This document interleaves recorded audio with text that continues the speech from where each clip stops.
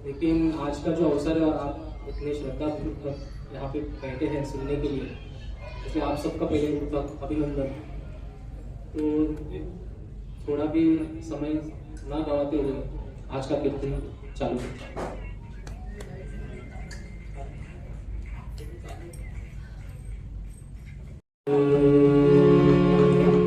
श्री नामैव केवलं कलौ नास्तेव नास्तेव नास्तेव गतिरन्यः। त्यात सुद्धा सांगितलंय की हरी नाम हेच एक साधन आहे, दुसरं काहीच नाही। या फक्त हरिनाम आणि उच्चार, फक्त हरिनामाचं नामस्मरण जरी तुम्ही केलं तरी तुम्हाला मोक्ष प्राप्ती होणार आहे। त्यामुळे प्रत्येकाने आज जिथे बसले आहेत त्यांनी आजपासून ठरवा की 5 मिनिटचा काय विचार करायचा नाही। या क्षणाला सुद्धा देवाचं नाव सुरू केलं तरी आपण भगवंताकडे सहज पोचतो। सोप्पा एक तपस्वी झाडाखाली बसला होता आणि भगवंताचं नामस्मरण करत होता। नामस्मरण करताना अचानक नारद ऋषी आले आणि त्यांना म्हणतात की अरे बाबा, तू कधीपासून देवाचं नाव घेतोय, मोक्ष तुला प्राप्त कधी होणार, कधी भगवंत सापडणार? तर नारद मुनी त्याला एकदम त्रास द्यायचा विचार केला। म्हणलं जरा याला बघू, एवढे बसलाय, बघतो ह्याचं खच्चीकरण होतं का, म्हणजे म्हणेल की जाऊ दे बाबा, एवढे वर्ष बसलंय अजून काही मिळत नाही, संपूर्ण टाकला। तर तो जो बसलेला तपस्वी होता तो म्हणाला की मुनीवर, फक्त मला सांगा की मला मोक्ष कधी प्राप्त होईल, माझी तपस्या करायची इच्छा आहे, मी करीन, पण फक्त तुम्ही सांगा। तो बसला होता चिंचेच्या झाडाखाली, म्हणाले या झाडावर जितकी पानं आहेत ना तितके जन्म तुला लागणार आहेत, तेव्हा जाऊन तुला मोक्ष मिळेल। आणि तो आनंदाने उड्या मारायला लागला। तर त्याला नारदमुनी म्हणतात, अरे मी तर म्हणालो या झाडावरच्या श्री सरस्वती नमः, श्रीमत् सद्गुरु चरणारविंदाभ्यां नमः, श्रीमत् कुलदेवताय नमः।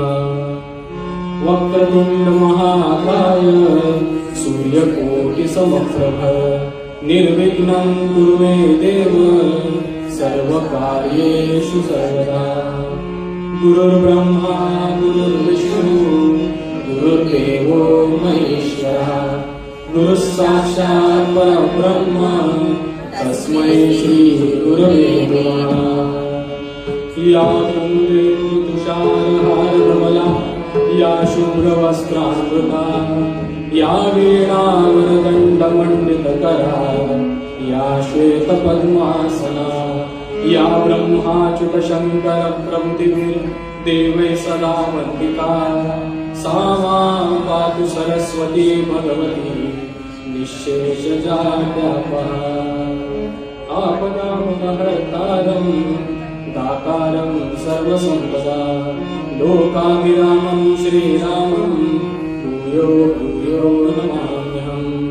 कृष्णाय वासुदेवाय हरे परमात्मने प्रणतक्लेशनाशाय गोविन्दाय नमो नमः, गोविन्दाय नमो नमः, गोविन्दाय नमो नमः। गोपाल कृष्ण भगवान की जय।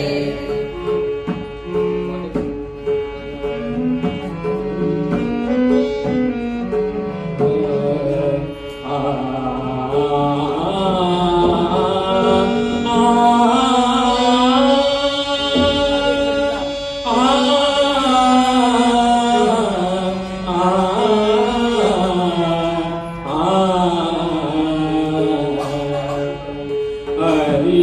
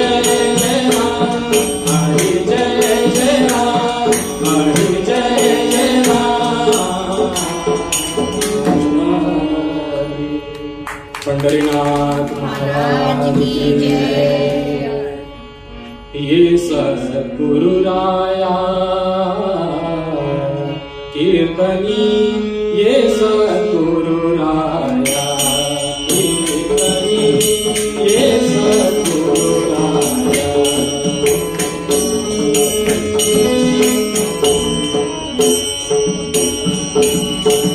मती मंद मी काही जणेनो मती मंद मी काही जणेनो सांख्य अथवा न्याय कीर्तनी सांख्य अथवा न्याय कीर्तनी ये सद्गुरु राया कीर्तनी ये सद्गुरु राया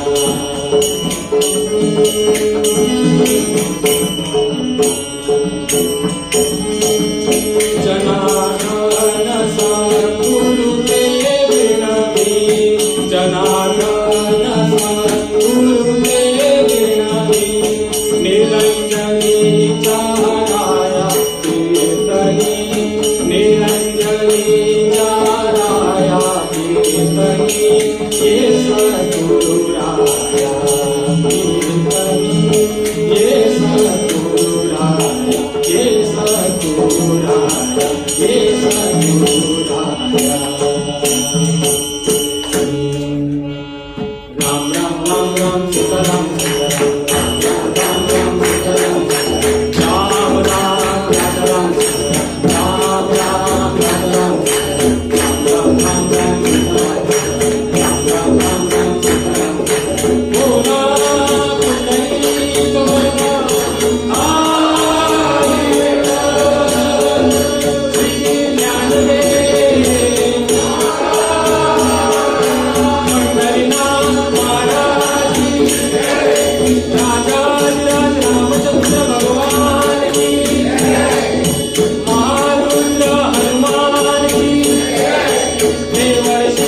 नारद स्वामी महाराज आर्य सनातन वैदिक हिंदू धर्म की जय जय रघुवीर समर्थ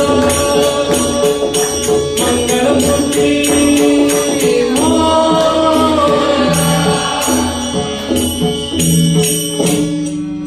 पंढरीनाथ महाराज की जय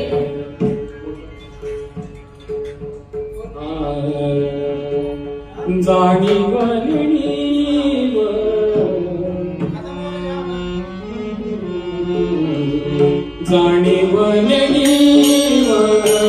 भगवंती नाही जाणीवलेली भगवंती नाही उच्चारणी पायी मोक्ष सदा उच्चारणी पायी मोक्ष सदा जाणीवलेली भगवंती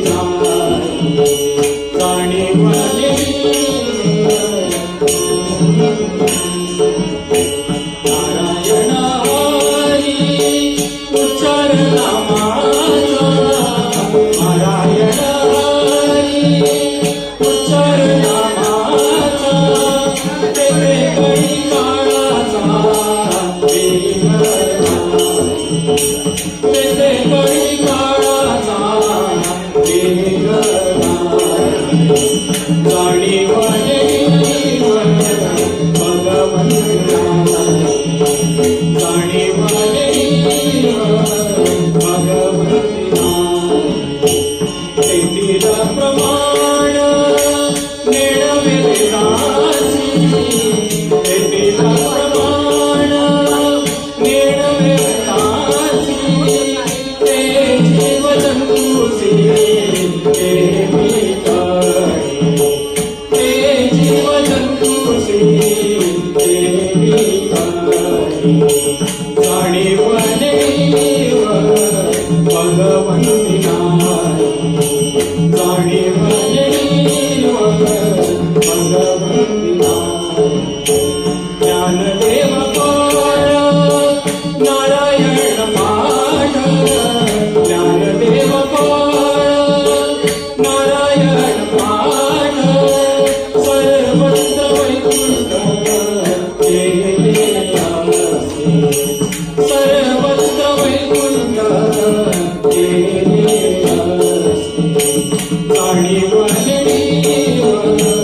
भगवंती नाही, जाणीव नेणीव भगवंती नाही, भगवंती नाही, भगवंती नाही.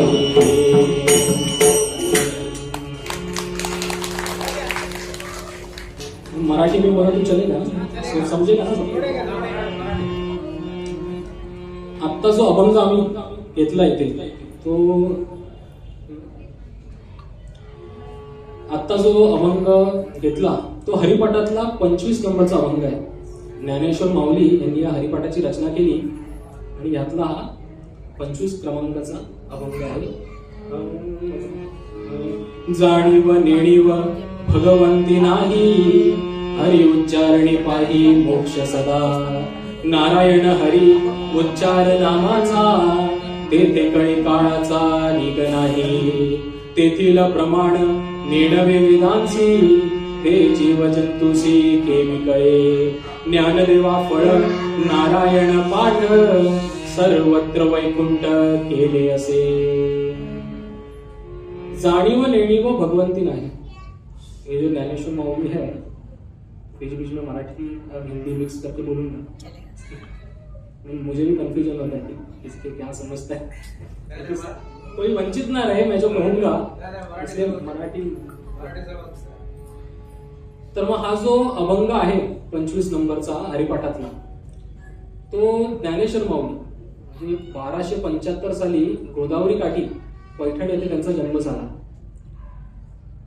अवघ्या 16व्या वर्षी भावार्थ दीपिका म्हणजे ज्ञानेश्वरी त्यांनी लिहिली.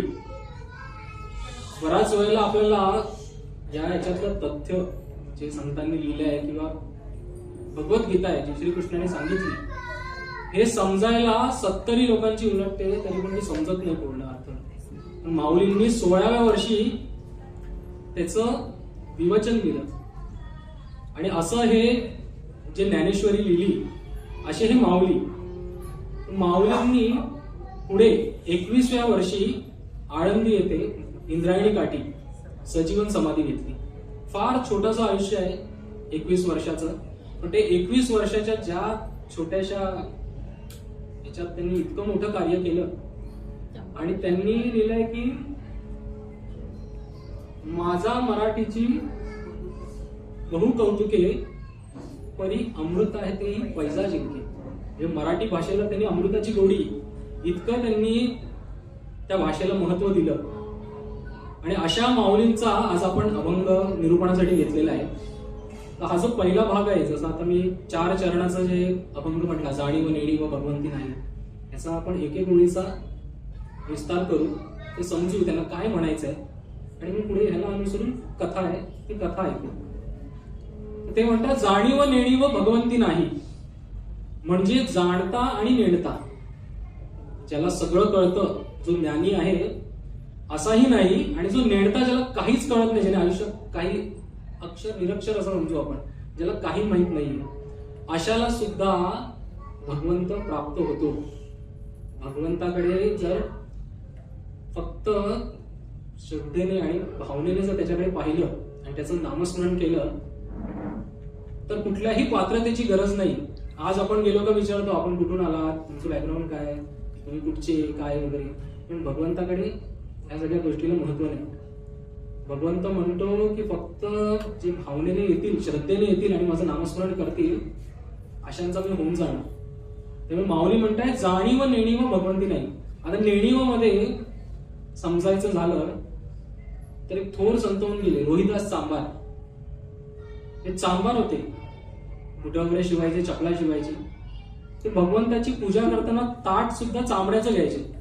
लोक येऊन त्यांना विचारायचे, अरे चांबड्याचं तू याच्यातून पूजा करतो, तो देव पवित्र आणि तू त्याला असं चांबड्याचे कर. तो म्हणतो की माझी फक्त श्रद्धा आहे देवाला, मला काही घेणं देणं नाही की मी कशाने करतो, पण श्रद्धेने करतोय म्हणतो नक्कीच भगवंत प्राप्त होईल. आणि पुढे जाऊन तेच झालं. रोहिदास चांभारांना भगवंत प्राप्त झाला फक्त श्रद्धेने आणि त्याचं नामस्मरण केल्याने. पद्मपुराणामध्ये एक श्लोक आलाय जो आपल्याला हेच सांगतो, अशुद्धोपी च दिनोपी नामस्मरण मात्रता न मलं भजते पुंसां सन्मार्ग प्रत्यपद्यते. गोपाळ कृष्ण भगवान की जय. काय सांगतो अशुद्धो पीच दिनोपी, तो अशुद्ध असो शुद्ध असो किंवा दीन असो, मला काही नाही. मला फक्त सच्च्या मनाने भावनेने जर तुम्ही फक्त देवाचं नाव घेतलं तरी मी त्याला प्रसन्न होणार आहे. त्यामुळे त्याची कुठलीही पात्रतेची अट नाहीये. माऊली आपल्याला हेच समजवत आहेत की आपण अडलोय कुठे, की अरे मी या कोणात जन्माला आलो किंवा मी माझं तेवढं भाग्य नाही किंवा मला कोणी असं आमच्या घरात तरी कोणी आजपर्यंत देव कधी पुजला नाही, आता त्यामुळे मला काय मिळणार नाही. माऊली याचं खंडन करण्यासाठीच त्यांनी हा अभंग दिला की जाणीव नेणीव भगवंती नाही, हरी उच्चारणी पाही मोक्ष सदा. फक्त हरीचा उच्चार केला तरी मोक्षाला प्राप्त होईल. म्हणजे मोक्ष मिळवण्यासाठी नामस्मरण करा एवढंच ते सांगतात. बाकी पाठचं सगळं क्रायटेरिया त्यांनी काढला नाही पाहिजे. तर असे ह्याचंच उदाहरण दोह्यातून रहीमदासांनी दिलंय.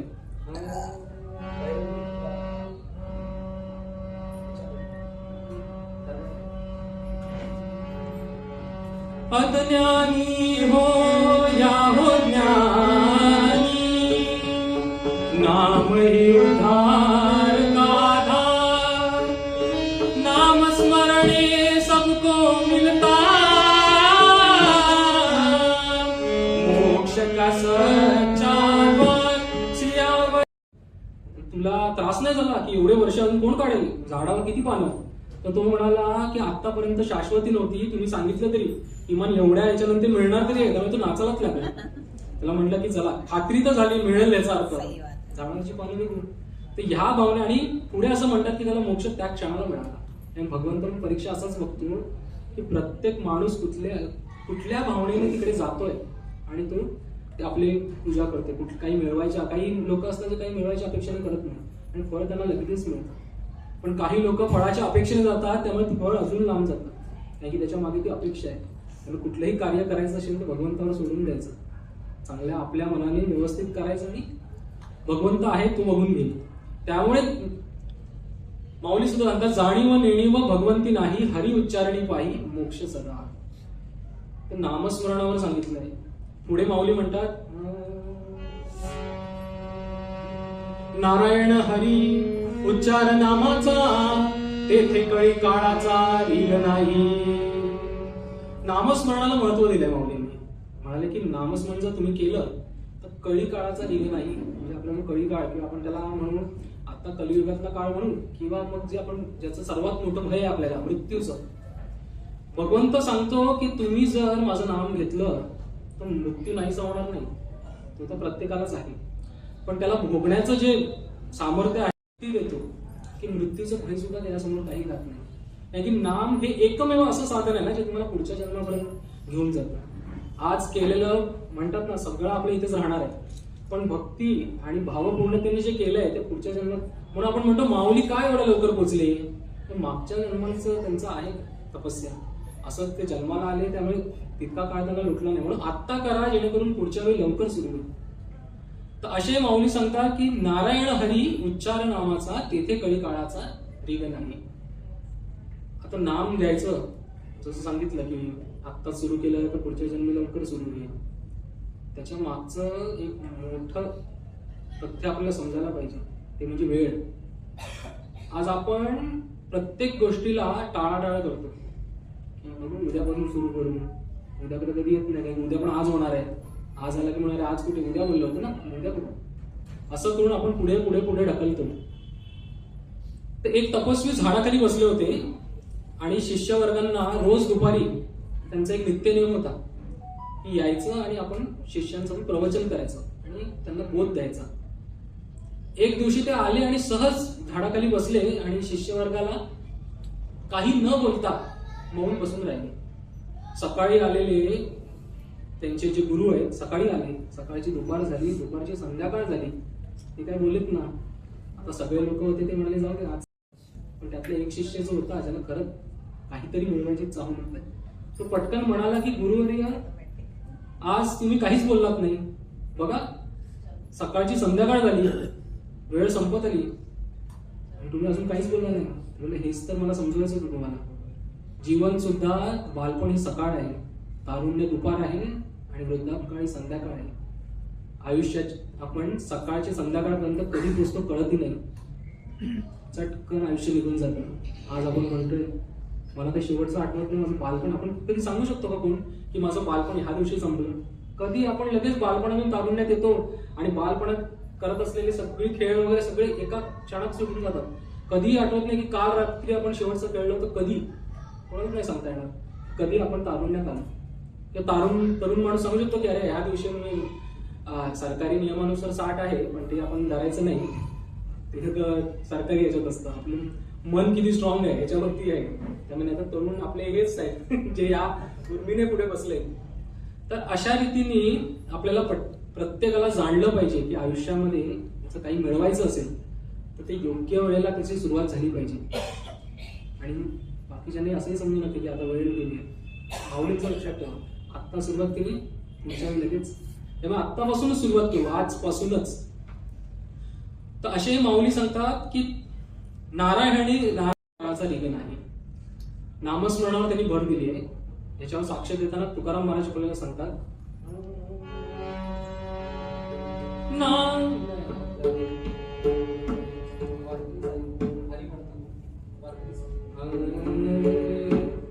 हरी म्हणता मुक्ती, हरी म्हणता मुक्ती, चुके या पायाची हरी म्हणता, हरी म्हणता भक्ती, हरी म्हणता मुक्ती, चुके या पायाची हरी म्हणता, हरी म्हणता गती कांदके नाशवती, मुक्ती बंधने हरी म्हणता, तुकामणे भावे जप हरी नाम, माझा काळ यम शरण तुमा, मग काळ यम शरण तुमा, काळ यम शरण तुमा. तुकाराम महाराज म्हणतात की तुका म्हणे भावे जप हरिनाम, मग काळ यम शरण तुम्हा. भगवंताचं नाव जर भावपूर्ण पद्धतीने घेतलं तर कोण काळ यम अशी काही भीती राहत नाही, तोच सुद्धा तुमच्या शरण येतो. तर असे तुकाराम महाराज आपल्याला म्हणे भक्ती तुका म्हणे मुक्ती, चुके याता याती हरी म्हणता. हरीचं सुद्धा नाव जरी तुम्ही घेतलं तरी तुमची यातायात संपणार आहे. त्यामुळे प्रत्येक क्षणाला हरीचं नाव घ्या. आता बऱ्याच जण मनुष्य आहे शेवटी, आपण काहीतरी फायदा असल्याशिवाय विचार करत नाही, काहीतरी असावं त्याच्या मागे. प्रत्येक गोष्टीमध्ये प्रत्येक जण असतो की अरे हे केलं तर काय मिळेल काय ते सांगा आधी, करू नंतर बाकी मिळेल काय. तर अशा वेळेला आपण बरेच जण सुखाच्या मागे लागतो की चला देवाचं नाव घेऊन म्हणजे सुख मिळेल. आता सर्वात मोठा सर्वसामान्यांमध्ये हा जो सुख हा जो कॉन्सेप्ट आहे हा मुळात चुकीच्या पद्धतीने बिंबवला गेलाय. सुख हे अंतिम आहे असं आपल्याला प्रत्येकाला वाटतं, पण गंमत आहे सुख हे बाह्य गोष्टीने मिळवलं जातं, आनंद आतून येतो. त्यामुळे सुख हे फार क्षणिक आहे. साधं सोपं उदाहरण घेऊ आपण. मे जूनचा महिना होता, सगळ्यांनी ऐकलं असेल ते सुपर एल निनो आलं होतं, भयंकर उकाड होता बाहेर. म्हणजे कधी बाहेर गेला की पटकन घरी येतो, पंखा किंवा एसी लावतो आणि बसतो. आता फार फार प्रत्येकाच्या घरी एसी आहे, त्यामुळे घरी आल्यावर असं वाटतं की आहा हवा लागली की काय सुख आहे, याच्यासारखं दुसरं सुख नाही.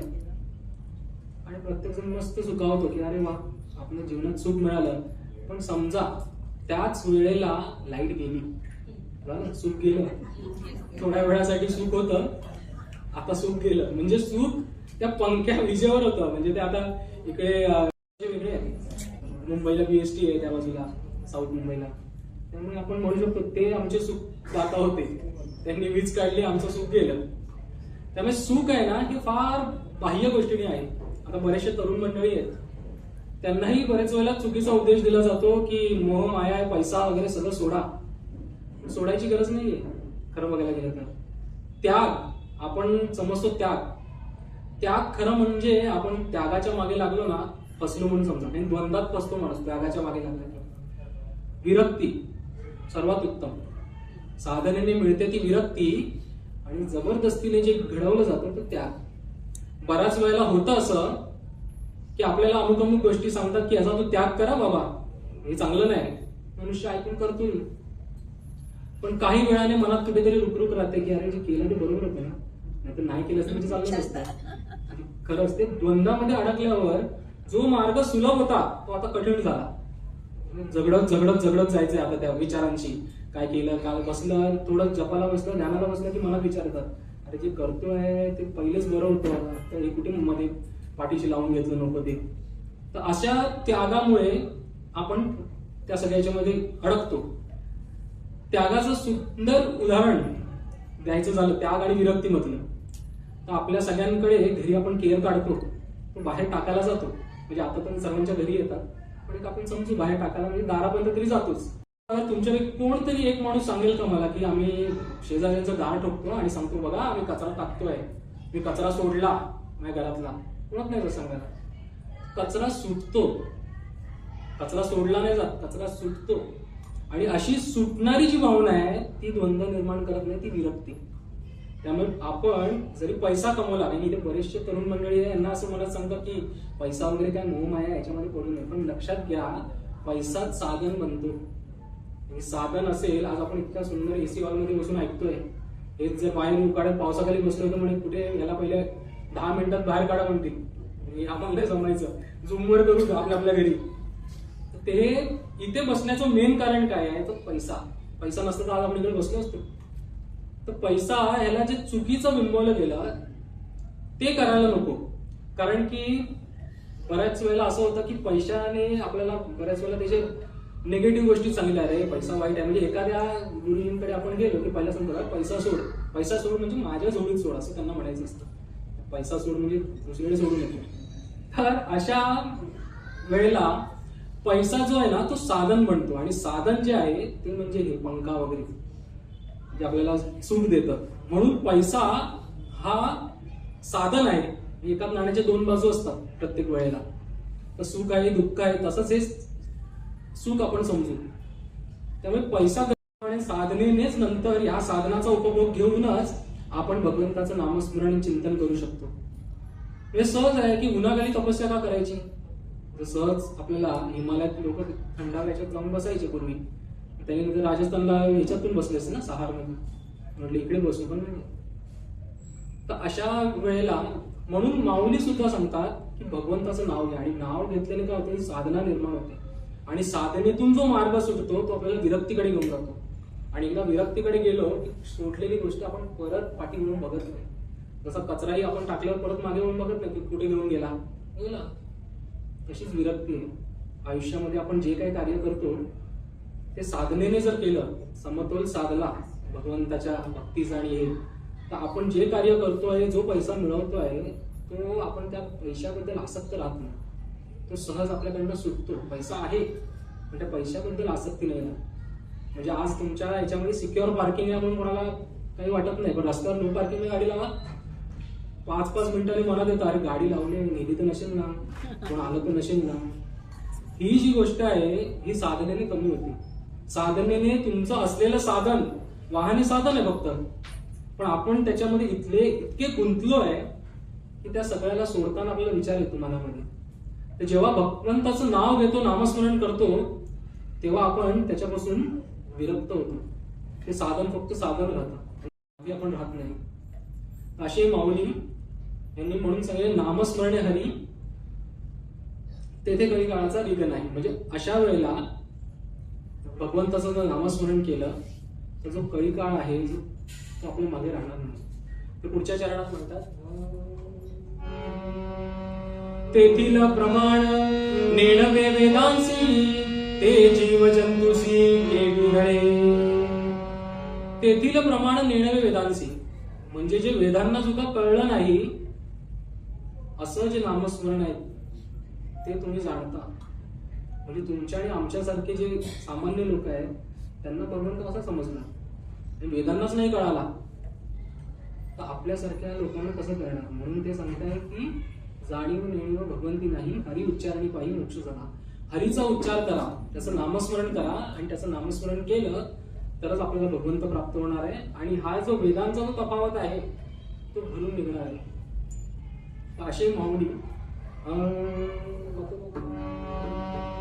वेदांसी न कळे ते अनुभवी जाणावे, नामस्मरणे हरी आपुले रूप दावावे, रामसूत म्हणे हेची खरे, अनुभव हाची प्रमाण, प्रेमे जपे जो हरिनाम, त्यासी न लगे ज्ञान. पंढरीनाथ महाराज काय सांगतायत की नामसूत म्हणे हेची खरे, अनुभव हाची प्रमाण, प्रेमे जपे जो हरिनाम, त्यासी न लगे ज्ञान. प्रेम भावाने जो हरीचं नाव घेतो त्याला कसल्याही ज्ञानाची गरज लागत नाही. त्याने किती वेद पठण केलंय, कुठला श्लोक त्याने ऐकलाय, म्हटलाय, काही गरज पडत नाही. प्रत्येकाला तो भगवंत प्राप्त होतो.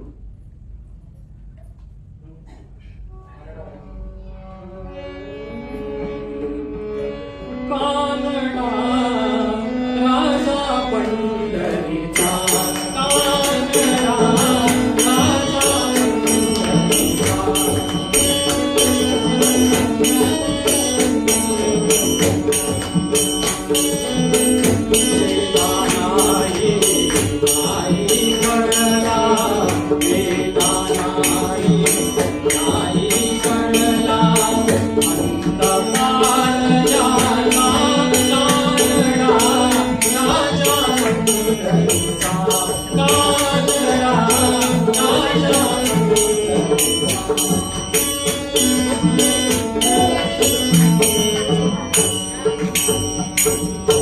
निराकार तू निर्गुण ईश्वर, निराकार तू निर्गुण ईश्वर, कसा प्रकटला, कसा प्रकटला, असा देवर, उभय ठेविले, उभय ठेविले आत्मदेवर, पुतळा चैतन्याचा,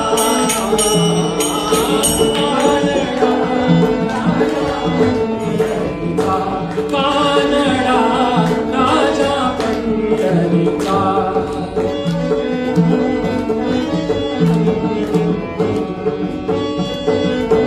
हा नाम्याची खीर चालतो, चोकोबाची पुरे राखतो, हा नाम्याची खीर चालतो, चोकोबाची पुरे राखतो, पुरंदराचा हा परमात्मा, पुरंदराचा हा परमात्मा, वाली दामाजीचा,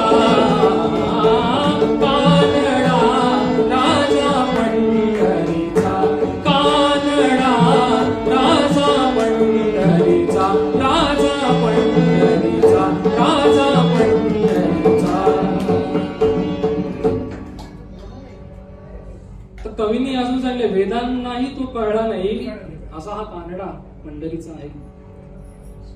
तर कवी आपल्याला ते सांगा, तेथील प्रमाण नेणवे वेदांसी, ते जीव जंतुसी केवी कळे.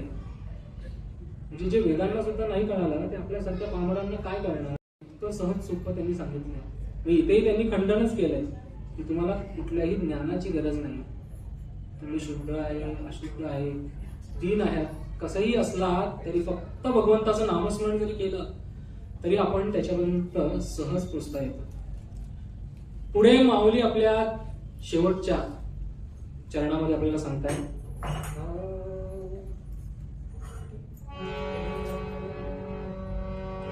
ज्ञानदेवा फळ नारायण पाठ, सर्वत्र वैकुंठ केले असे. माऊली म्हणतात की ज्ञानदेवा फळ नारायण पाठ, सर्वत्र वैकुंठ केले असे.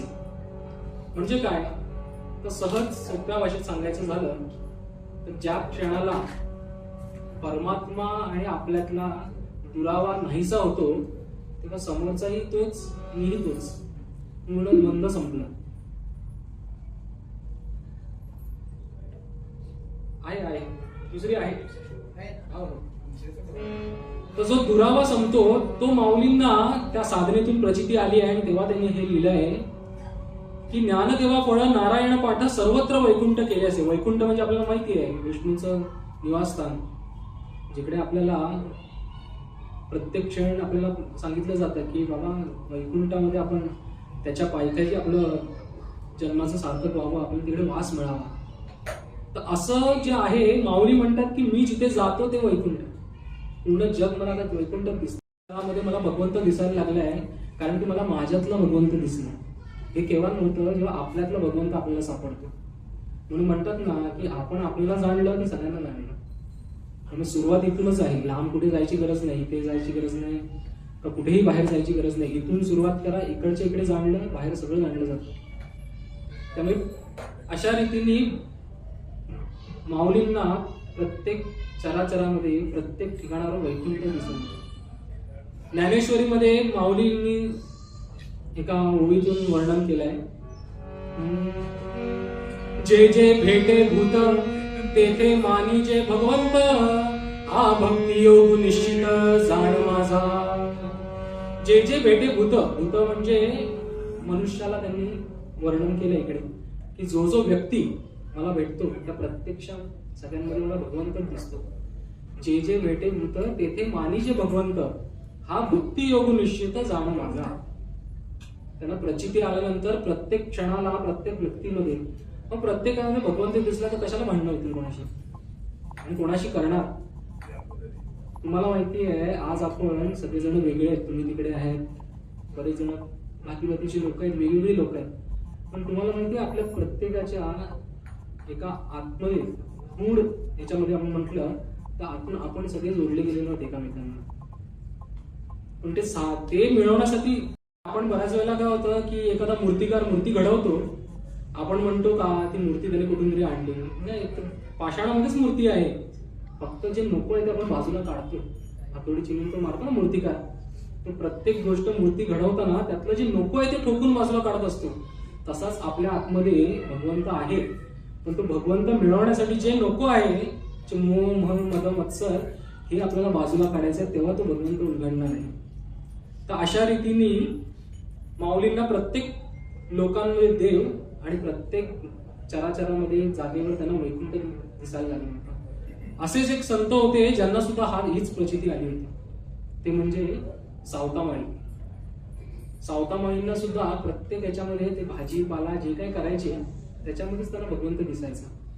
मला म्हणजे सावतामाळी कधी वारीला गेले नाही, कधी पंढरपूरला नाही गेले, पण प्रत्यक्ष पांडुरंग त्यांच्या भेटीसाठी त्यांच्या मळ्यात आला आणि त्यांची भेट घेतली. असे हे संत होऊन गेले की ज्यांनी साधनेच्या जोरावर फक्त नामस्मरण हीच त्यांची साधना, दुसरं काही गरज नव्हती त्यांना. हे साधनेसाठी काही लागत नाही, एका जागेवर बसणं आणि फक्त देवाचं नाव घ्यायचं. तर असे सावतामाळी यांना सुद्धा देवाची प्रचिती आली होती. ते म्हणतात, धन्यवाद.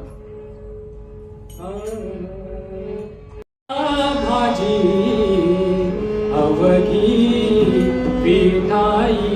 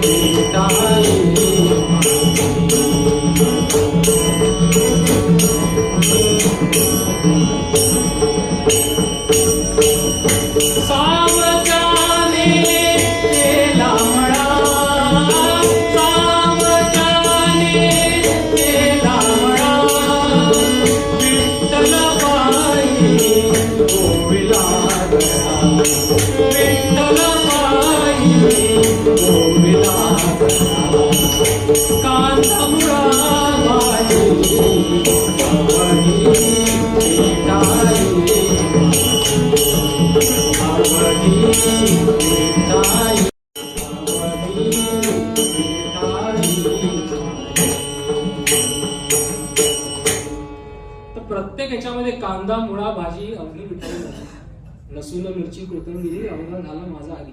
प्रत्येक गोष्टीमध्ये त्यांना भगवंत दिसत होता. त्यांना काही दुसरं करायची गरजच नव्हती कुठली. तीच जे करत होते तीच त्यांची साधना होती.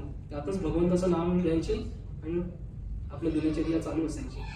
तर असं संत की जे सांगतात की नामस्मरण घेण्यासाठी काही गरज नाहीये. तुम्हाला साधं सोपं आहे.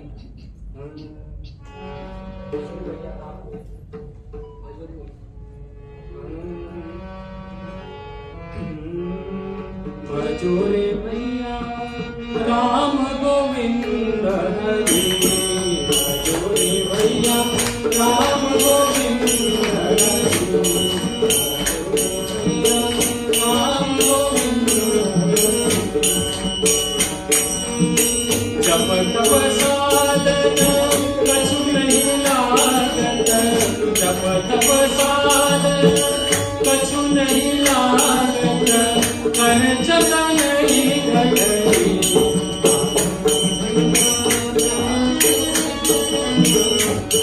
भजो रे भैया राम गोविंद हरी, भजो रे भैया राम गोविंद हरी, राम राम गोविंद हरी. भजो रे भैया राम गोविंद हरी. जप तप साधन कछु नाही लागत, खर्चत नाही गटरी. काही साधन लागत नाही, फक्त नामस्मरण. बसलेल्या जागेवर नाम भगवंताचं फक्त नामस्मरण करायचं आहे, तितकंच फक्त कार्य आहे. एवढाच श्रम आहे आपल्याला, तेवढा तर आपण करू शकतो भगवंतासाठी. म्हणजे हेच आपला फायदा पण आहे त्यामध्ये. जसं आपण आधी म्हणालो की फायद्यासाठी आपण काही करत नाही, पण हाच फायदा आहे.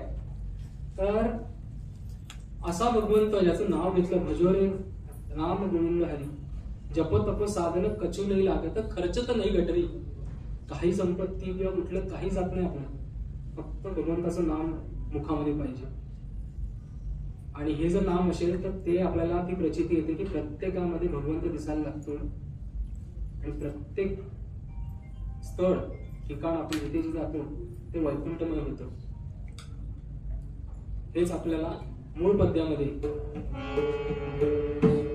ज्ञानेश्वर माऊली सांगतायत. जाणीव नेणीव भगवंती नाम, जाणीव नेणीव भगवंती नाम,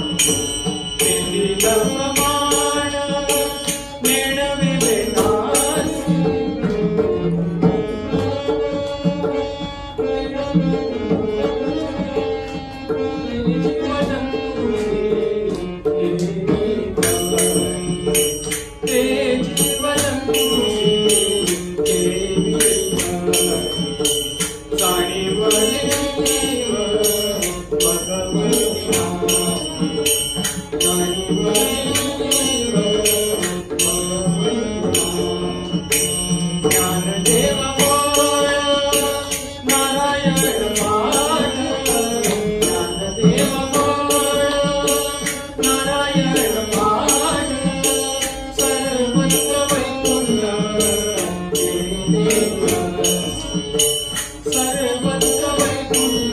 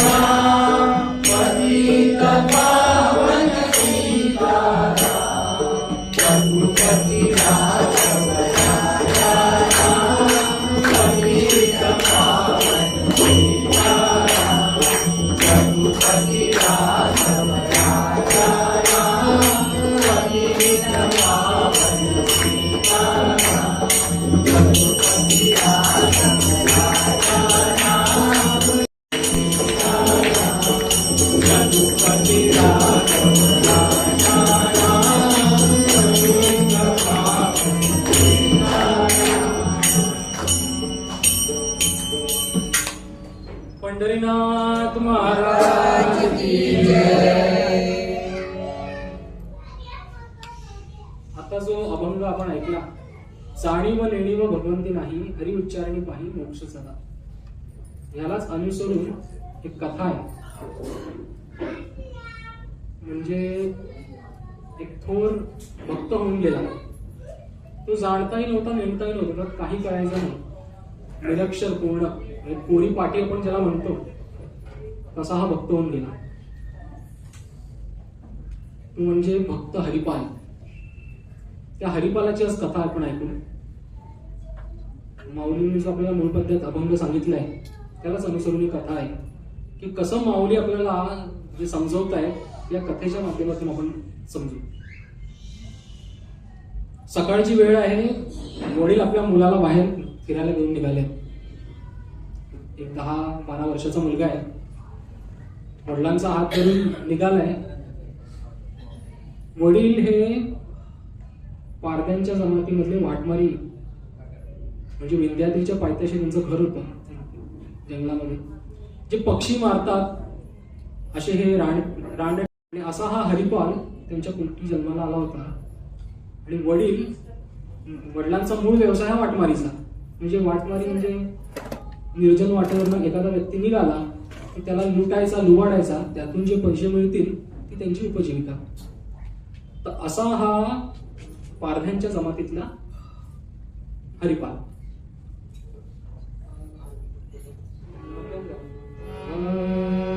विंध्याद्री माझी होता, नामे हरिपाल भक्त देवाचा, जातीचा व्याध परी, विठ्ठल विठ्ठल सदाव देवाचा. असा हा हरिपाल फक्त मुखामध्ये विठ्ठल विठ्ठल एवढंच नाव होतं. आणि अशा रीतीने त्याने फक्त नामस्मरणाच्या जोरावर भगवंताला प्राप्त करून घेतलं. त्याची कथा आपण ऐकणार. विंध्याद्रीच्या पायथ्याशी, विंध्य पर्वत रांगा जी आहे त्याच्या पायथ्याशी त्यांचं घर होतं. अशा ह्याच्यातून वडील आपल्या मुलाला सोबत घेऊन निघाले वाटमारीचा धंदा शिकवायला. म्हणजे पूर्वीच्या काळी तेच ना की वडील जे करायचे तेच आपला मुलगा करणार. दुसरा काय आत्यासारखा स्कोप नव्हता की वेगवेगळ्या ब्रांचेस निवडल्या की इकडे शिक्षण घेऊन इकडचं वेगळं घेऊन. म्हणजे वडील सायन्सला असले की मुलगा आर्ट्सला असतो असं काय तेव्हा नव्हतं. सुताराचा मुलगा सुतार होणार, लोहाराचं लोहार, असं परंपरेने चालायचं. त्यामुळे त्याच्या वडिलांचा व्यवसाय म्हणजे वाटमारीचा. तो मुला त्यालाही सुद्धा आपला हे पुढे व्यवसाय चालवायला लागेल. माझ्या पाठी कोण करणार, दुसरं त्याला काही येत नाही, निरक्षर, शिकलेला नाही, अज्ञानी. म्हणून त्याला सोबत स्वतःबरोबर घेऊन निघाले आहेत. आणि निघालेले असताना विचार तर मनात चालू आहे की कोणतरी ते म्हणून त्याला पटकन प्रशिक्षण देईल की बघ कसं लुटतात लोकांना, थोडं आपण देऊ झलक. असं करून तो घेऊन निघालाय. पण बघा कसं असतं की जरी तो रानटी होता, वाटमारीचा धंदा करायचा, लोकांना लुबाडायचा, मारायचा, पण तरी सुद्धा त्याला भगवंत प्राप्त झाला. का झाला असेल भगवंत प्राप्त त्याला? भगवंताला काही फरक नाही पडत की कोण आहे, कुठला आहे. हरिनाम जाती न वंश न संपत्ती तसेच थोरपण, केवळ भक्तिप्रिय प्रभो, केवळ भक्तिप्रिय प्रभो, दासासी शेवटास घेपण. राम राम हरे हरे राम राम राम राम हरे हरे राम राम राम राम नकोत्तम राम. हरिलान जातीन वंश, जात नको आहे, वंश नको आहे, संपत्ती नको, थोडपणी नको. मग काय पाहिजे? केवळ भक्तिप्रिय प्रभो, दासासी शेवटास नेहीपण. फक्त केवळ भक्तीच्या जोरावर आतापर्यंत संत वगैरे पोचले. आता बऱ्याच वेळेला असं होतं आपल्या मनात, बघा आळशी माणूस असतो ना, त्याचे उत्तम लक्षण सांगतो तुम्हाला. म्हणजे पटकन आपल्या आतमध्ये असेल तर काढून टाकता येईल, म्हणजे थेट सांगितलेलं सोपं पडतं. नाहीतर मग गोड गोड गोड गोड बोलून बरेच वेळेला आपण गुंडाळतो लोकांना, पण थेट चांगलं असतं. आळशी माणसाचं लक्षण म्हणजे ते पोचले कारण ते संत होते, आपल्याकडनं नाही व्हायचं. हे जेव्हा मनात येतं ना, तेव्हा आपण कुठेच जात नाही, की आपण नेहमी दुसरं ढकलतो. ते सुद्धा कधी काळी आपल्यासारखेच होते, त्यांच्याही जीवनात त्रास होता. आपण त्यांचा फक्त हा जन्म पाहतो, आत्ता आपण आहोत ह्या जन्मात म्हणून आपल्याला ते हा जन्माचं माहिती आहे, ते पोचलेले. पण तेही कधी आपल्यासारखेच होते, त्यांनी सुद्धा आपल्यासारखी साधना कित्येक जन्म केली असेल. तेव्हा जाऊन हा जन्म त्यांना मिळाला आणि ते संत म्हणून आपल्या समोर उदयास आले. त्यामुळे प्रत्येकाने मनात बिलकुल हा संशय बाळगायचा नाही की आपल्याकडनं नाही होणार, आपल्याकडनंच होणार. आपल्यावर तेवढा तितका स्वतःवर विश्वास ठेवायला पाहिजे की आपल्यामध्ये पण परमात्म्याचा तितकाच अंश आहे जितका संतांच्या आपल्यामध्ये आहे. फक्त संतांना तो दिसला, आपल्याला दिसत नाहीये, फक्त नजर हवी. तर असा हा हरिपाल वडिलांसोबत प्रशिक्षण घेण्यासाठी चालतात. कसं असतं की बरेच लोक दिखाव्यावर जातात, की आपल्या एखाद्याने गळ्यात माळ घातली म्हणून तो थोर आहे वगैरे, किंवा अमुक गोष्ट करतो आहे, पूजा अर्चा करतो म्हणून एखादा पंडित आहे, प्रखांड पंडित, म्हणून आपण त्यांना घेतो. प्रत्येक जण तितकाच देवाला प्रिय आहे, देवाला काही कसल्याची गरज नाही.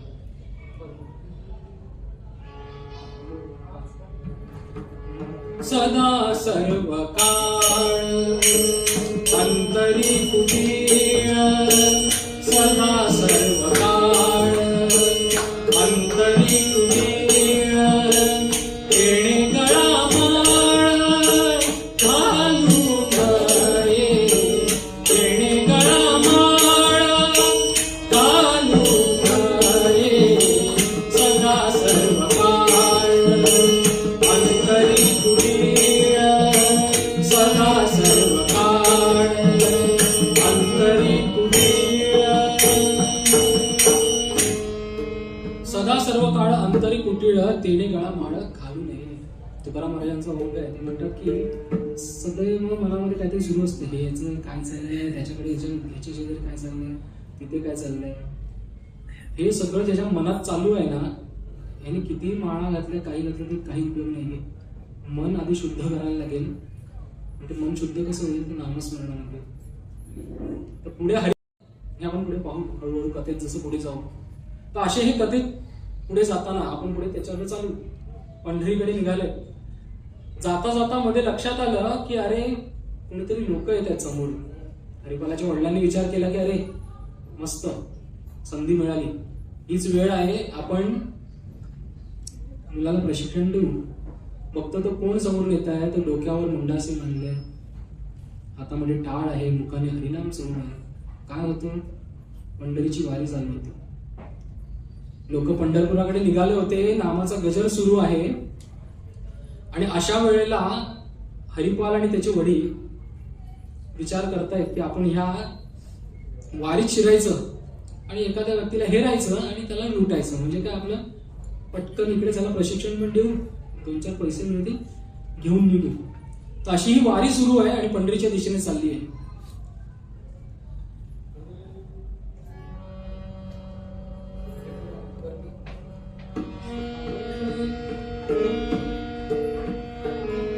विठुरायाची आस धरूनी चाले वारकरी, चला जाऊया जाऊया जाऊया पंढरी, चला जाऊया जाऊया जाऊया पंढरी. विठुरायाची आस धरूनी चाले वारकरी, आस धरूनी चाले वारकरी, चला जाऊया जाऊया जाऊया पंढरी, चला जाऊया जाऊया जाऊया पंढरी.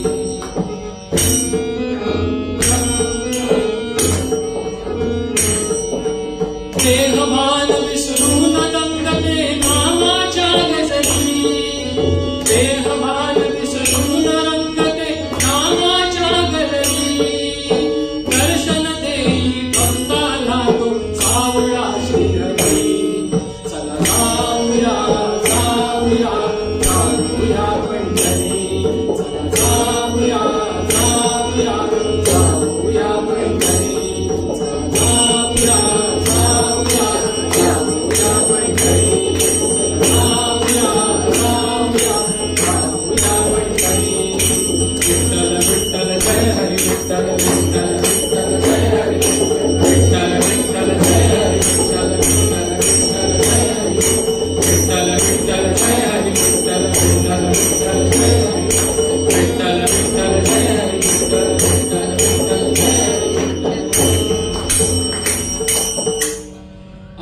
सुरू आहे, सगळीकडे जयघोष सुरू आहे, विठ्ठल नामात सगळे लोक दंग झाले आहेत आणि पंढरीच्या दिशेने चाललेत.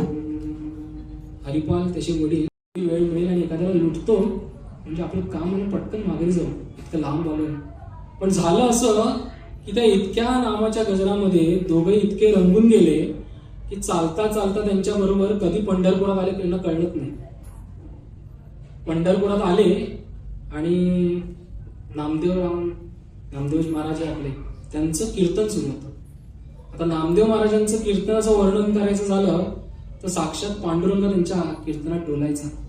आणि त्यांच्यासारखं कीर्तन प्रत्येकाची इच्छा असते की इतकं सुंदर भावपूर्ण ते असायचं की साक्षात पांडुरंग त्यांच्या कीर्तनात नाचायचा. त्यांच्या कीर्तनाबद्दल वर्णन करताना नामदेवाची अमृत तुल्यवाणी, नामदेवाची अमृत तुल्यवाणी,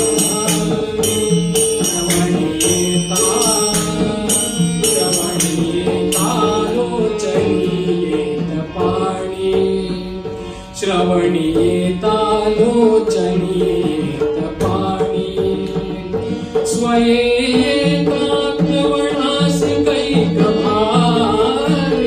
श्रवणी येता रंग चढला, रंग चढनात भारी, रंग चढला तै कीर्तनात भारी. नामदेवांची अमृततुल्य वाणी, श्रवणी येता लोचनी येतं पाणी. इतकं अमृततुल्य होतं त्यांचं बोलणं की ऐकणाऱ्याच्या डोळ्यातून पाणीच यायचं. आणि असे नामदेव महाराज त्यांचं कीर्तन सुरू आहे आणि हे दोघं पुढे आलेत. आता लहान मुलगा आहे, 10-12 वर्षाचा असला तरी कुतूहल आहे नक्की चाललंय काय. त्या आयुष्यात कधी हे सगळं पाहिलं नव्हतं, कीर्तन काय, भगवंताचं नाव काय. त्यामुळे त्याच्या मनात कुतूहल आहे की आता काय हे नक्की चाललंय काय. म्हणून त्याने वडिलांना विचारलं, बाबा काय चाललंय. आता बऱ्याच वेळेला असं असतं की आपल्याला एखादी गोष्ट माहीत नसते ना, ती सांगायच नाही. खूप मोठी पंचायत होती. म्हणजे एखाद्या मुलाने बाबांना प्रश्न विचारला की बाबा हे पाण्याला जर आग लागली तर झाडं, आपली जी माशी आहेत ती झाडावर चढतील काय. आता वडिलांनी गप्प राहायचं ना, त्यांना पण सांगायचं असतंच काय ना काहीतरी माहीत नसलं तरी. ते पटकन म्हणाले, अरे मूर्खा, मासे झाडावर चढायला ते काय बैल आहेत का, म्हणजे बैल झाडावर चढतात.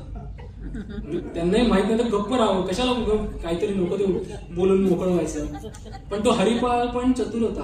त्यांना कळालं की बाबा आपल्याला काहीतरी गुंडाळत आहेत, यांच्याकडे जाऊन काय उपयोग नाही. म्हणून ते हरिपाल यांचा हात सोडून पुढे आला. ज्ञानेश्वर महाराज बसले होते. त्यांना त्यांच्या शेजारी जाऊन बसला आणि त्यांना विचारलं की अहो काय चालू आहे, नक्की मला सांगाल का. आणि त्या क्षणाला सांगता सांगता तो इतका तल्लीन झाला की माऊलीने त्याला अनुग्रह दिला की तू विठ्ठल नामाचा जप कर, सदैव तुझ्या मुखात विठ्ठल विठ्ठल आला पाहिजे. आणि तो बरेच वर्ष तिथून परतले, त्यांना काय मिळालं नाही त्या दिवशी. परत आले, बरेच वर्ष लोटले, वडील गेले. आता मात्र हरिपाल मोठा झालाय, त्याचं लग्न झालंय, सगळी जबाबदारी घरची त्याच्यावर पडली. पंचायत अशी झाली होती की करायचं काय. नामदेव महाराजांचा अभंग त्यांनी एक श्लोक म्हणत होते नामदेव महाराज. परित्राणाय साधूनां विनाशाय च दुष्कृतां धर्म संस्थापनार्थाय संभवामि युगे युगे. श्लोक सुरू आहे भगवद्गीतेतला. आणि हरिपालाने काय केलं, स्वतःच्या मर्जीने त्याला हवा तसा त्याचा अर्थ लावला. अज्ञानी होता, त्याला काय कुठं सांगणारं नव्हतं. त्याने स्वतःच्या मनाने जो त्याला अर्थ उमजेल तो त्याने लावला. काही वर्षाने प्रसंग असा आला की ह्याच्यावर जबाबदारी पडल्यावर अन्नाची सोय करायला पाहिजे, मिळणार कसं. वाटमारी हा एकमेव त्यांची उपजीविका होती. पैसा कुठून आणायचा, म्हणून हा वाटमारी करायला सुरुवात केली. पण त्याचं मन लागेना. सतत मनात विचारायचं की आपण जे करतोय ते पाप आहे, हे नको करायला, मग काय करायला. तेव्हा त्याला नामदेव महाराजांचा हा श्लोक आठवला, परित्राणाय साधूनां. त्याने काय ठरवलं की अरे नामदेव महाराज काय आपले भगवद्गीतेत श्रीकृष्ण म्हणाले की दुष्टांचा संहार करण्यासाठी मी पुन्हा पुन्हा या पृथ्वीवर जन्माला येणार. हरिपालाने बस एवढाच अर्थ काढला. ह्या पुढे वाटमारी करताना प्रत्येक व्यक्तीला थांबवायचं आणि विचारायचं, तुला भगवंताची तू भक्ती करतो का? नाही म्हणलं की मारायचं. जो भगवंताची भक्ती करेल त्याला सोडायचं, जो नाही करत त्याला मारायचं. असं ठरवून त्याने आपला धंदा सुरू केला. आता पंचायत झाली. हा जाऊन बसलाय झाडावरती आणि दिसतंय कोणतरी येतंय समोरून. तर बघता तर कोण? साक्षात संत मंडळी जे भारत तीर्थाटन करण्यासाठी निघाले होते. म्हणजे आपल्याला नवल वाटेल की नामदेव महाराज माऊली हे पंजाब पर्यंत गेलेत. 21 वर्षाचं आयुष्य आहे माऊलींचं, पण एवढ्या ह्याच्यात पण त्यांनी इतकं लांब प्रवास केलाय. आजही गुरु ग्रंथ साहेब याच्यामध्ये नामदेव महाराज यांचे अभंग आहेत. म्हणजे इतकं तिथपर्यंत ते जाऊन आले आहेत, तिकडे वास केलाय त्यांनी. आपले रामदास स्वामी यांना सुद्धा पंजाबमध्ये मानतात, त्यांचे फोटो आहेत लोकांच्या घरात. म्हणजे आपले संत हे किती भ्रमंती करत होते त्या काळी. तर अशा भारत तीर्थाटनाच्या वेळेला ज्ञानेश्वर माऊली आणि नामदेव महाराज त्याच विंध्यागिरीच्या पायथ्याशी चालत निघाले आणि नेमके हरिपालाच्याच वाटेवरून धडकले. संत मंडळी साक्षात आपल्या इथे आलेत. म्हणून ह्याच्या मनात विचार आला की यांना आपण घरी घेऊन जाऊ, थोडं चहापान करा, विश्रांती करा माझ्या घरी आणि मग पुढे निघा. पण घरी घेऊन गेल्यावर मी बायकोला सांगितलं, संत मंडळी आले, त्यांच्या भोजनाची व्यवस्था कर. बायको म्हणते ते आपलेच खायचे वांदे, म्हणून तुम्हाला बाहेर पाठवलं. तुम्ही पैसे आणायच्या जागी माणसं कसली घेऊन येत आहे? आणणार कुठून? खाण्यासाठी एक कण नाही घरामध्ये. आणि ती जोर जोरात भांडू लागली, नको नको ते बोलू लागली. हरिपाल म्हणते, हळू बोल, बाहेर बसले ते ऐकतील. ती म्हणते, अरे तुम्हाला अक्कल नाही म्हणून जोरात बोलते, की मग त्यांना अक्कल असतील तर जातील तरी. अशा अवस्थेत ती एवढी भांडू लागली. हरिपाल म्हणाला, बस बस बाबा शांत बस, मी बघतो काय ते, तू या भानगडीत पडू नको, मी तुला आणून देतो, तू काय ते कर. म्हणून हा मागल्या दाराने निघालाय आणि बाहेर जाऊन भगवंताचा दावा करतोय की अरे भगवंता आता तरी वाचव, म्हणजे मी तुझी भक्ती केली म्हणून वाटमारीचा धंदा सोडला. परत त्यामध्ये अट घातली की जो भगवंताचा भक्त आहे त्याला सोडीन आणि जो नाहीये त्याला मारीन. पण आतापर्यंत असं कोण आलाच नाही जो भगवंताचा भक्त नाही. घर चालणार कसं माझं? भगवंताला कळालं, म्हटलं याची परीक्षा घेऊ आज. भगवंत स्वतः खाली रुक्मिणी मातेला म्हणतायत, आज एक काम कर, आज घरात जितके दागिने आहेत ना सगळी घाल, आज वेळ लागला तरी चालेल, जे काय आहे सगळं घे आणि सगळं घाल. भगवंतानी पण सगळी आभूषणं घातली आहेत, रुक्मिणी मातेने सगळी आभूषणं घातली आणि भगवंत व्यापाराच्या वेशात त्याच वाटेवर निघाले रथामध्ये बसून. म्हणजे आज बघूच त्याला. जसा हा झाडावरून पाहिलं समोरून जवळ आला आणि ताडकन खाली उडी मारली. खाली उडी मारल्यावर भगवंताचा रथ अडवला हरिपालाने. थांबा. म्हणले, काय रे बाबा, काय आलं तुला? म्हणतो, पहिले सांगा तुम्ही भगवंताचे भक्त आहात का? भगवंत स्वतः म्हणते, कोण कुठला भगवंत, मला काय करायचंय, मला पैशाची मतलब आहे. मी आपला बाबा व्यापार करण्यासाठी बाजूच्या प्रदेशात चाललो आहे, मला जाऊ दे. बस. इतका आनंद झाला, म्हटलं आज बऱ्याच दिवसांनी सापडला कोणतरी जे भगवंताचा भक्त नाही, त्यात परत अंगावर इतके आभूषणं. म्हणजे आज काय संत काय, असे अजून हजारो संत आले, सगळ्यांना खाऊन गेले. इतकं आभूषणं त्या रथावर होती. त्याने आपला कुऱ्हाड हातातला उपसला. इतक्या रुक्मिणी माता म्हणाले, अरे थांब विड्या, काय करतोय काय? कोण तुला बोललं की भगवंताचा भक्त आहे आपण त्याला जाऊ द्यायचं आणि जो भगवंताचा भक्त नाही त्याला मारायचं? हो हो, मी स्वतः नामदेव महाराजांच्या मुखातून ऐकलंय, परित्राणाय साधूना विनाशाय दुष्कृताम, या श्लोकात त्यांनी सांगितलंय दुष्टांना मारायचं, सज्जनांना सोडून द्यायचं, त्यांचं रक्षण करायचं. ते बोलले, अरे मुखा, तसं नसतं. तू जे समजले ते तुझ्या अज्ञानामुळे तू तसा त्याचा अर्थ घेतला. पण तुला खरं माहिती भगवंत विचार करत नाही की तू दुष्ट आहेस की चांगला आहेस. म्हणून बऱ्याच वेळेला बरेच सांगतो की आपण या भूतलावर गेल्यावर भगवंत कधी आपल्याला विचारणार नाही की तुम्ही काय पाप केली. भगवंत आपल्याला विचारेल की तुला जे मिळालेलं आयुष्य आहे हे किती सत्कारणी लावलास, याचा हिशोब आधी दे. ते पाप वगैरे नंतर करू, विचार करू. कारण की असं म्हणतात की जळतील पापे जन्मांतरीचे. भगवंताचं नाम जरी घेतलं ना तर आपल्याला सांगतं की संचित आहे, पूर्वीचं पाठून येतं आपल्या कर्म सगळं. पण भगवंताचं साधं नामस्मरण केलं ना तर पूर्वीची सगळी संचित जळून जातात. त्यामुळे भगवंत भेटला तर आपल्याला कधी विचारणार, तो पापाचा हिशोबच नाही ठेवत. तुम्ही म्हणतो तू आतापर्यंत मिळालेल्या आयुष्यात काय केलंस, ते किती सत्कारणी लावलास ह्याचा हिशोब दे. मिळालेलं आयुष्य वाया का घालवलंस? तर असा हा भगवंत रुक्मिणी माई त्याला समजवतायत की अरे हे कोणी सांगितलं हे फार चुकीचं आहे. त्या सांगतायत त्याला समशत्रोच मित्रेच तथा मानापमानयो शीतोष्णु सुख दुःखेषु समसंग विवर्जितः. रुक्मिणी माता म्हणताय की समशत्रोचे मित्रेचे, भगवंतासाठी शत्रू काय आणि मित्र काय दोघे समान. त्याला तो भेदभाव वगैरे करत नाही आपल्यासारखा की हा माझा शत्रू आहे किंवा हा माझा मित्र आहे. त्यामुळे तू जो अर्थ काढलाय तो फार चुकीचा आहे. अरे चराचरामध्ये व्यापणारा हा भगवंत हा कुठे या छोट्या छोट्या गोष्टीचा हिशोब ठेवेल. त्याच्यासाठी सगळे समानच. भूजगतेज समीरक रवी शशी काष्टादिकी असे भरला स्थिरचर व्यापुनी अवघा तो जगदात्मा दशांगुळे उरला. अवघा स्थिरचर व्यापलेला तो भगवंत तो कुठला तुमचा हिशोब करणार आहे.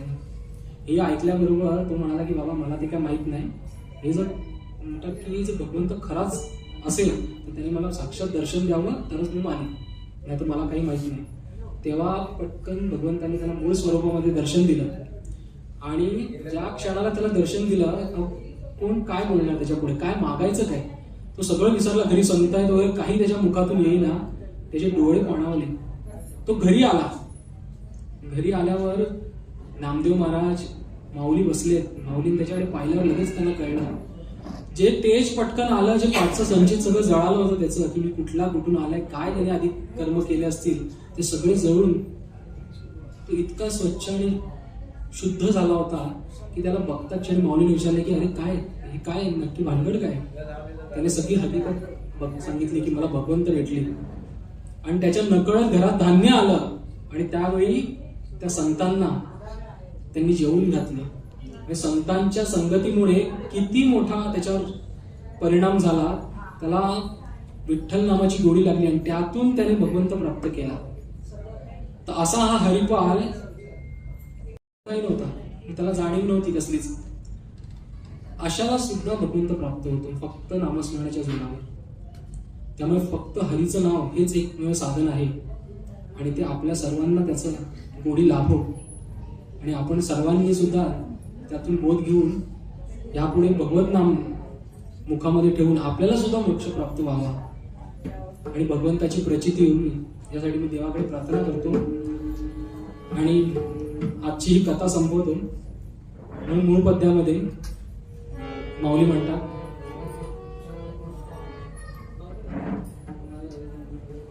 जाणी भगवंती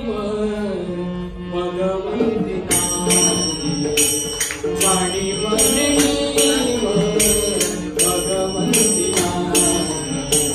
हरि उच्चारणी पाहे मोक्ष सदा हरि उच्चारणी पाहे मोक्ष सदा जाणी भगवंती जाणी भगवंती ज्ञानदेव नारायण पाठ ज्ञानदेव नारायण पाठ सर्वत्र वैकुंठ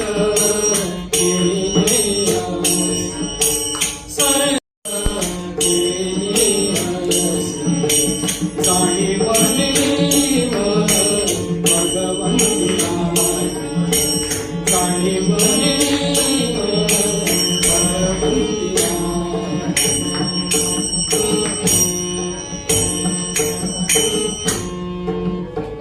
भगवंताकडे आपण हेच मागणं मागू. याची दान दे गा देवा तुझा विसरण तुझा विसरण तुझा गावीन आवडी जीवाची सर्व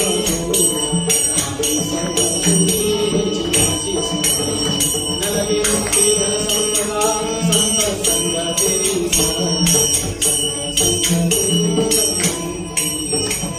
तुका म्हणे गर्भवासी सुखे झाला रे आम्हासी झाला रे आम्हासी सुखे झाला सुखे झाला रे आम्हासी सुखे झाला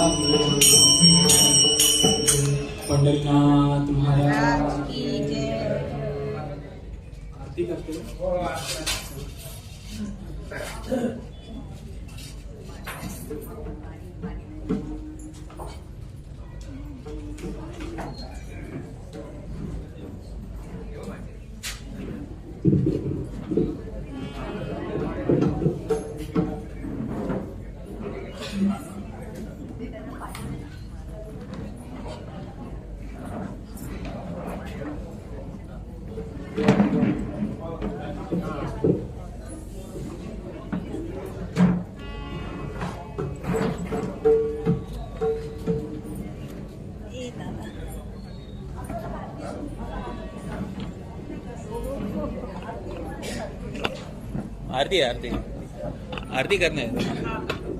जगह पे रुकिए। हाँ नहीं, खड़े खड़े और जगह पे खड़े नहीं, 2 मिनट अनाउंस करा। पडेल का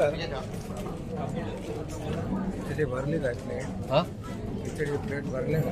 जाऊन तिथं जाताना देणार होते, बसले 2 माणसं अरेंजमेंट केले जाताना आठ जातात। कापूर डबा डबी आहे का? सॉरी कापडी डबी होती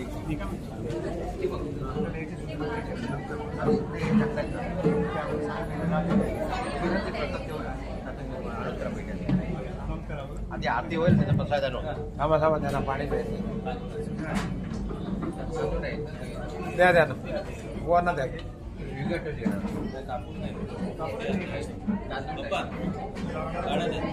काढू हॅलो आरती होणार आहे. आरती झाल्यानंतर प्रसाद घ्यायचा फोन पकडा. सगळ्यांनी.